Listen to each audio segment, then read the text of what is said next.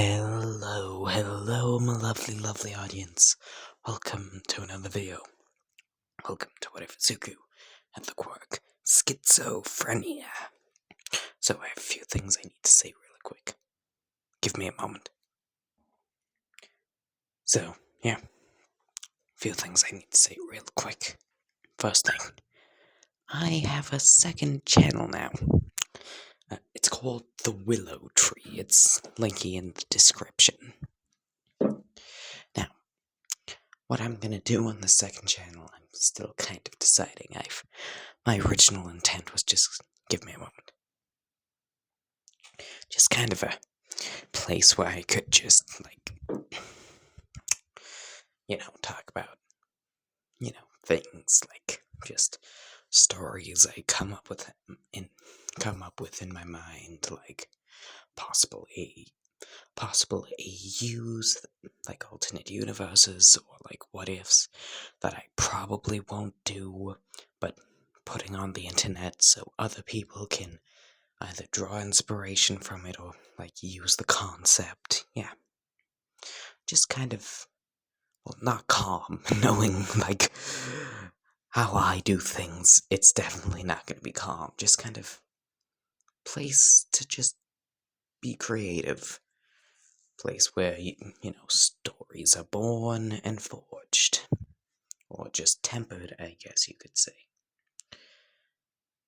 Second of all, I have a riddle for all of you. Now, whoever gets the riddle right whatever they suggest will become my 400 subscribers special what if. So, here's the riddle. What has great kindness? What can create great towers in the sky? And what has an endless pit of malice? What can both be kind and caring, and can take away and destroy? What can build and create and take away and destroy? Get this right, and 400 subscriber special, so get that riddle right. Anyway, let's get on with the what if. Well, your what if will become 400 subscriber special if you get the riddle right. Let's get on with the what if. Now then, the what if starts with a boy about the age of 19 with barely visible green hair. It's barely visible because of a weird helmet on his head. He's in... Give me a moment. He's in an orange jumpsuit, and his hands are handcuffed together. Someone who sits across from him, the person who sits across from him has sunglasses and a suit on, and the person would seem to be trying to interrogate Izuku, but Izuku, we all know it's Izuku, the 19-year-old with green hair. He would just be casually, humming, London Bridge is falling down, falling down, falling down. London Bridge is falling down, my fair lady. Can you take this seriously? I can't believe you're the son of one of the most dangerous mob bosses. Gang leaders. This city's scene is so childish. What does that... Does someone have mommy issues? The detective would be attempting to provoke Izuku into spilling some kind of information, but Izuku just keeps on rocking back and forth, not listening to him. Izuku would smile and say, "You know something? You've really overdone your use to us, you know?" The detective would be confused because, it should be the other way around. Izuku would smile and say, "Oh, you didn't realize this was a publicity stunt?" Yeah, we did this in order to, I got myself caught so everyone would think that, the big bad gang, old, that our big bad old evil gang has gotten weaker. All in preparation for UA, the college. Well, you've, expired your use. Izuku would reach behind him and pull out from a place that I don't want to describe. He would pull out a detonator as he would press the button and go boop, as, the detective would jump up and try and stop him, but it would be too late, as everywhere outside of the room they are in would detonate, causing the room they are in to shake, as Izuku would get up and slam his handcuffs. It's like handcuffs covering his entire hand. Slam his handcuffs into the detective's head, knocking him to the ground, as Izuku would stomp his foot on his chest, as, Izuku would say, a friend of mine, Fiddleline, companion, as you would say, Fiddleline would kill to get this kind of treatment from me, so you should be honored. Izuku would bring his head down to the man's crotch. Not like that. The man has a belt on, which has the keys. He's not gonna do something that is inappropriate. He's just gonna take the keys off of the man's belt using his teeth. And he would do that. He would remove the keys with his teeth and, unlock his, handcuffs, which, cover his entire hand. The handcuffs would fall to the ground as Izuku would take the key and unlock the strange thing covering his head, as Izuku would use it to bludgeon the detective to death. Sorry, no witnesses. As he would bludgeon him to death with the strange device that was on his head. Izuku would scratch his hair I had this itch for hours. As he would make his way out of the room, revealing the prison to be nothing more than a pile of rubble. A black kind of van is out in, front of the prison, as, he would wave to the individuals inside, and, Inko would climb out, run to him, and, hold his chin, oh my goodness, Izuku, are you okay? Did they hurt you? Did you drop the soap? Oh, I will stab anyone who, because you dropped the soap or something like that. Wait, is everyone dead? Yeah, I think everyone's dead, but still, I'm concerned. Izuku would put his hands on his mother's, it's okay, I'm fine. As this chick with, this female with 4 arms would just kind of come from behind Izuku and wrap her arm, one of her 4 arms around his shoulders, knew you would do good. And there, Izuku. Thanks, Fiddleline, Izuku would say, smiling. Quick little description of Fiddleline, I didn't get that big of a description in terms of design. Couldn't really find,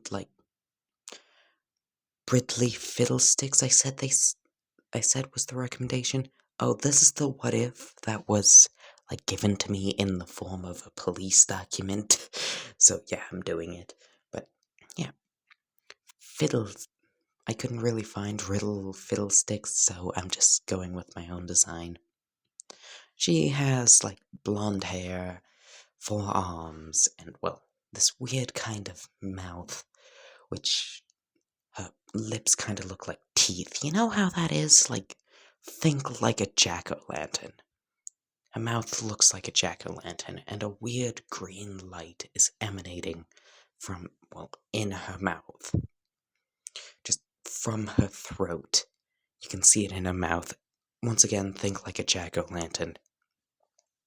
Her hair is braided and, blonde, like I said. But yeah, so that's kind of my description of what Fiddleline looks like. As, Hisashi would pop his head out of, the window of the car, as he would say. Look, I know this entire situation is very nice and all, and I want to be a part of it, but duty calls. Inko would just kind of thumbs up, like, be home for dinner, as Sashi would seemingly disappear. As Izuku would, like, pat his mother on the back and say, well, I have something I need to deal with myself. See ya. He would just walk away into the rubble. As Inko's like, be careful, you might trip. As, like, Fiddlesticks is like, wow, you are protective of him. Inko would just kind of nod, like, mm-hmm. Kind of have to be, since the heroes incident. She would just kind of hold one of her arms and kind of rub it, like, just remembering some bad memories. Cut to Hisashi, who just kind of appears in Sir Nightaye's dreams. Sir Nighteye is, like, passed out over his desk, kind of drooling on it. He's taking a nap because he spent the entire night doing paperwork. So Sir Nighteye is, like, passed out. As well, he's dreaming, and, well, the dream would change from, like, a cotton candy dreamland to this wicked and twisted forest. Something you would see out of a Disney movie with like, trees that are dead and their branches are crooked and spiraled. They have thorns growing on them. As standing in front of, well, Sir Nighteye would be a man with silver hair, silver eyes and void black hair. His appearance is rather similar to Gyutaro from Demon Slayer, if you know that. Kind of hunched over, tall physique, dual-wielding sickles. As, well, Hisashi would look at Sir Nighteye and say, do you heroes bleed? Sir Nighteye would cringe like, ugh, if you're gonna kill me, at least do it with a better, like, line than that. Good grief. You know what, just stab me. Like, I'm done with life at this point. Like, Sir Nighteye would stretch out both of his hands. Like, stretch out both of his arms so he's T-posing as, like, he accepts his fate and goes, end me. I wish to go to the pearly gates. Sorry. Dropped something. So, yeah. Hisashi would kind of stare at him like, huh. Oh, okay. He would just kind of blink a few times. As, like, he would just walk up to Sir Nighteye and decapitate him. Cut to the real world. Like, Sir Nightae's secretary is just kind of walking by, as suddenly Sir Nightae's neck would just burst open as blood would splatter everywhere, as his head would be severed from his body. She would start screaming, as, like, from the sheer force of it, Sir Nighteye's, body in his chair would just kind of slowly move back, as his body would fall over onto the ground. She's just, like, screaming. So, yeah. Anyway, All Might's naturally very upset by the fact that Sir Nighteye has unfortunately passed on, as he would say. In other words, he got brutally decapitated by some kind of invisible monster, aka Hisashi, who was in his dreams, Freddy Krueger style. So, cut to Izuku, who's just walking down a dark alleyway, as he would wave at random individuals wearing a gas mask, as he would say, yo, Mustard, how you doing? How's my favorite war criminal doing? Mustard Gas, give me a moment. Mustard Gas would say, well, if it isn't my favorite schizophreniac. Izuku would chuckle and say, I don't have schizophrenia, I give schizophrenia. Yes, yes. What do you want? Let's make this quick. We both know what your quirk does and what time limit we're on. Izuku would just smile like, "Aw, I was hoping you forgot." After that first incident, I will never forget. Oh, brooding. Izuku would throw some weird flash drive at mustard gas. Like, yeah, got you the necessary shit. I don't know why you wanted this stuff. Mustard gas would put a small bag on the ground, like, you don't know how important this flash drive is to me. So in exchange, a little parting gift. See you tomorrow on Discord. I guess that would be fine, too. Mustard gas would just kind of walk into the distance as Izuku would walk over the packet and, like, pull out a shotgun. As he would smile and say, I have no idea who his supplier is, but man, is he reliable. He would just kind of pull the hammer, you know, the little thing at the back of guns that, you know, goes back and then slams into the back of the gun, which makes the spark that goes boom. We just kind of pull that back, like, whilst he's admiring his new shotgun. As he would say, well, best get going before people start going insane. So, what does he mean by insane? Well, yeah, I'm sure the person who commented this is probably guessing that too. Maybe they're not, maybe they are aware. But yeah, as you can guess, the longer someone is around Izuku for about either 5 or 14 seconds, I think. I'm going with 14 seconds. If they are around him for 14 seconds, they will get a minor case of schizophrenia. Once it hits 30 seconds, it will become a medium case, and once it hits 45, it will become a major case.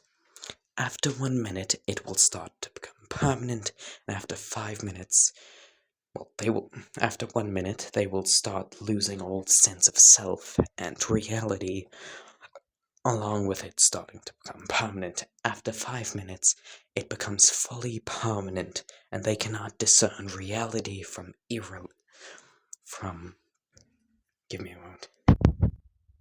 From irreality. Oh my goodness, my brain. They cannot discern reality from, the illusions of schizophrenia.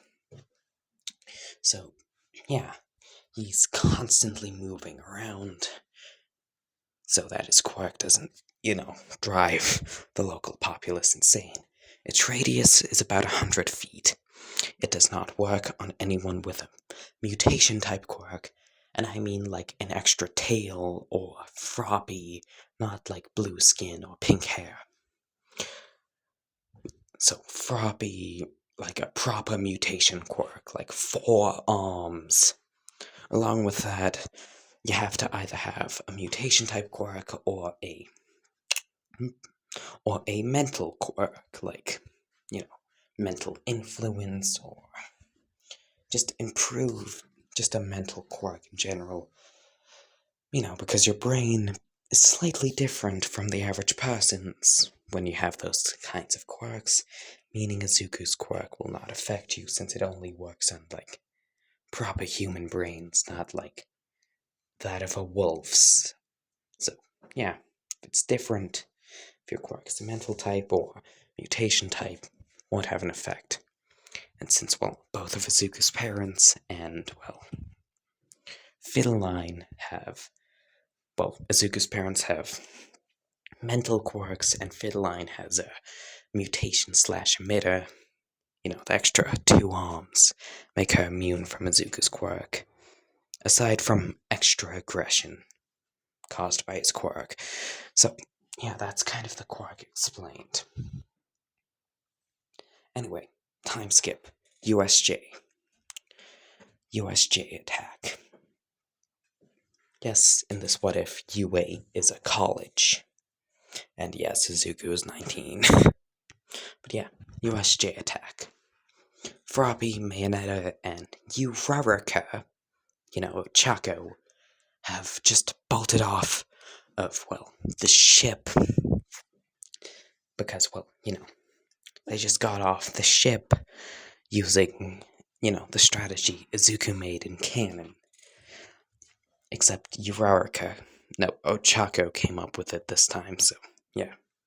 She also has one fall. Yay! But they would arrive at a mountainous area where they would see a well-dressed individual holding a pistol with a, knife attached to it. Think like oh my goodness, my brain's drawing a bit blank. Think the guns that the Continental Army used.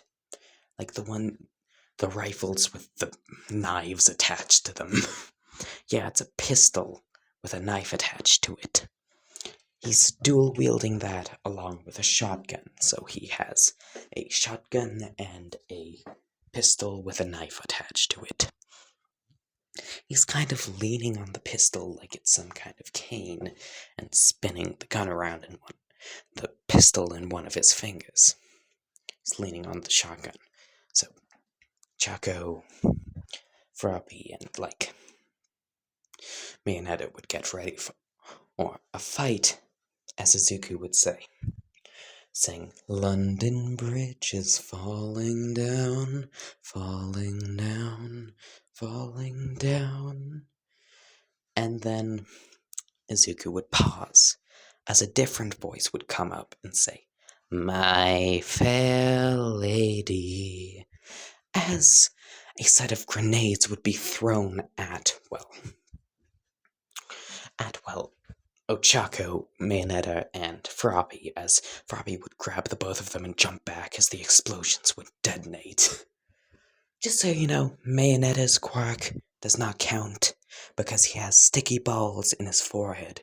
It's not like an extra arm or anything. His brain does not need to change its functional abilities in order to...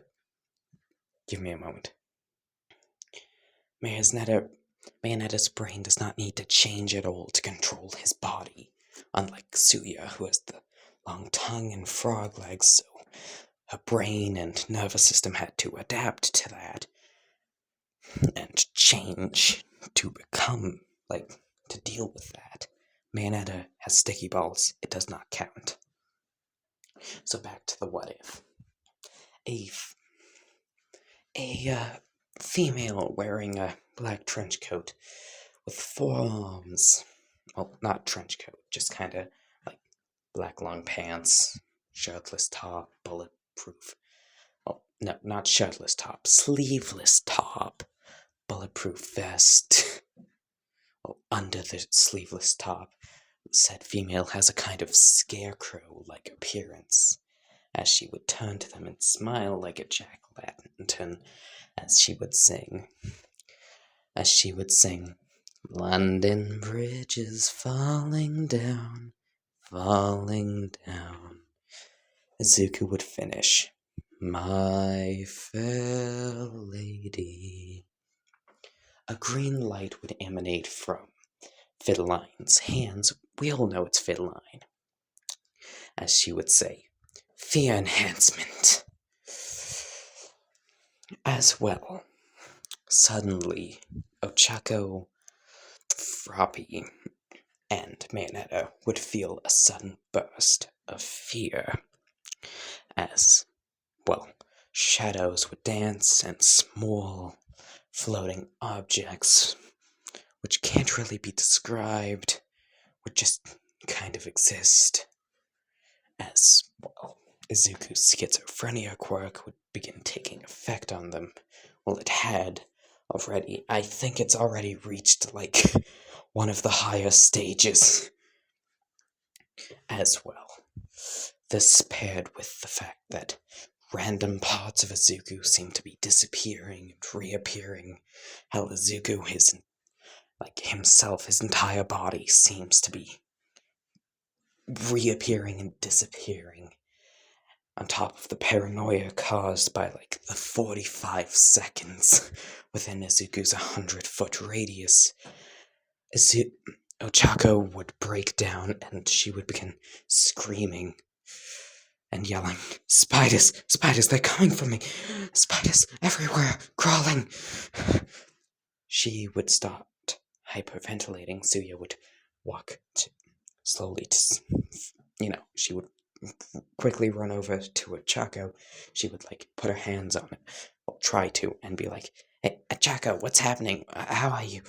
No, you're walking with them, aren't you? You want to sell them my information? I'm on to you, Suya." She would begin, hyperventilating more so as the world would begin distorting, and she would begin losing cognitive function as well. She would as reality would begin to become a myth to her. Same with Mayonetta. His sticky balls have made it so that, it takes a bit longer on him, but still affects him because it's not like a proper mutation. He doesn't have, fangs or anything. Doesn't have claw hands or something big in his biology that would cause his brain to need to be slightly different in order to use it properly. So, Froppy would grab the two of them and quickly attempt to run away, but she would be shot in, her leg by Izuku with his pistol, as he would say, "Up, up, up, up, sorry, you're not going anywhere. Fiddleline still needs to eat."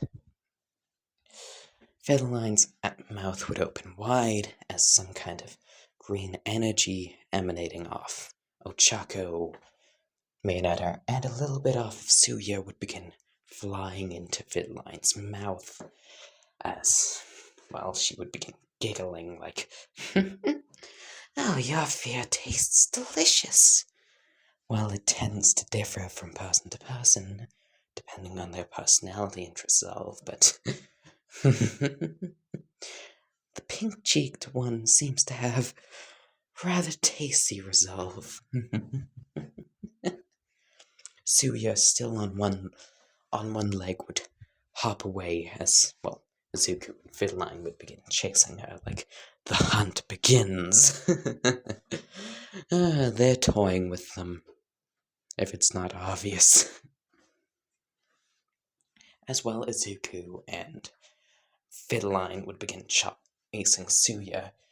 It seems like Ochako has begun calming down as they exit, the 100-foot radius of, Izuku.